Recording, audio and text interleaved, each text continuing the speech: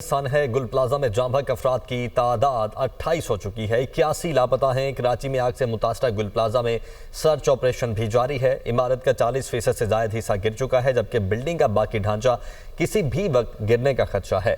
इमारत का वजन कम करने के लिए गैर जरूरी अशिया उतारने का काम जारी है, जबकि इमारत की छत से 32 गाड़ियां उतार ली गई हैं। ग्राउंड, मेज़नाइन और फर्स्ट फ्लोर को क्लियर कर दिया गया है। मजीद 3 लाशों की शनाख्त हो गई। शनाख्त की गई लाशों की तादाद 11 हो गई है। इसी पर मजीद बात कर लेते हैं। अब्दुल हसीब खान हमारे साथ मौजूद है। जी अब्दुल हसीब, आगाह कीजिएगा, क्या सूरत हाल आप मजीद देख रहे हैं?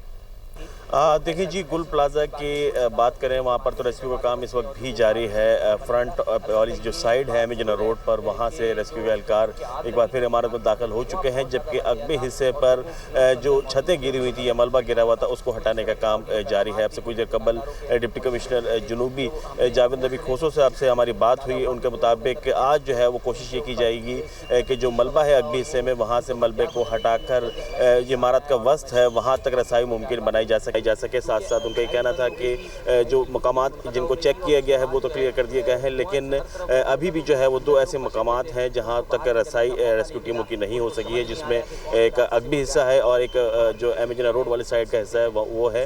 और दोनों जगहों पर जो है वो मलबा है और मलबे की वजह से जो रेस्क्यू टीमें हैं वो अंदर दाखिल नहीं हो पा रही। इसके साथ साथ जो इमारत का जो ढांचा मौजूद है उसको जो है वो आज मजबूत करने के लिए जैक लगाने का काम भी जो है वो किया जाएगा। इसके साथ साथ जो छत के ऊपर हैवी मशीनरी या जनरेटर या दूसरी जो मशीनरी मौजूद है उसको जो है वो हटाने का काम जो है वो आज किया जाएगा। डिप्टी कमिश्नर जुनूबी के मुताबिक इस इकदाम का मकसद जो है वो इस इमारत के स्ट्रक्चर पर जो मौजूद लोड है उसको कम करना है, ताकि स्ट्रक्चर जो है वो किसी हद तक जो है उसको मजबूत जो है वो किया जा सके।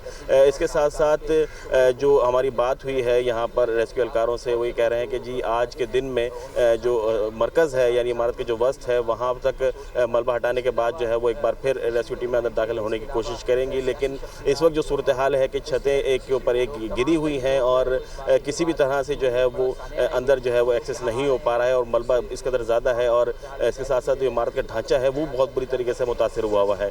यहाँ पर जो मुतासर अफराद हैं, जो अहल खाना हैं लापता अफराद के, वो इस खदशे का भी इजहार कर रहे हैं कि जिस तरह से हैवी मशीनरी का इस्तेमाल किया जा रहा है मलबा उठाने के लिए, तो मुमकिन है कि इंसानी बाकियात या अज़ा जो है वो भी जो है वो मलबे के साथ यहाँ से जो है वो मशीनरी के साथ मलबे के साथ ही जो है मुंतकिल कर दिया जाए। डिप्टी कमिश्नर जुनूबी कहते हैं कि स्पेशलाइज्ड टीमें जो है वो तमाम तर उमूर की निगरानी कर रही हैं। मलबे को मैनुअल और मशीनरी दोनों की मदद से जो है वो हटाने का काम जारी है और जो है वो आज दिन के औकात में अगले हिस्से से कोशिश की जाएगी कि अंदर रसाई मुमकिन हो सके, क्योंकि वो हिस्से हैं जहाँ तक अभी तक रेस्क्यू का ऑपरेशन शुरू नहीं हो सका है और रेस्क्यू एहलकारों को जो है अंदर तक रसाई नहीं मिल सकी है।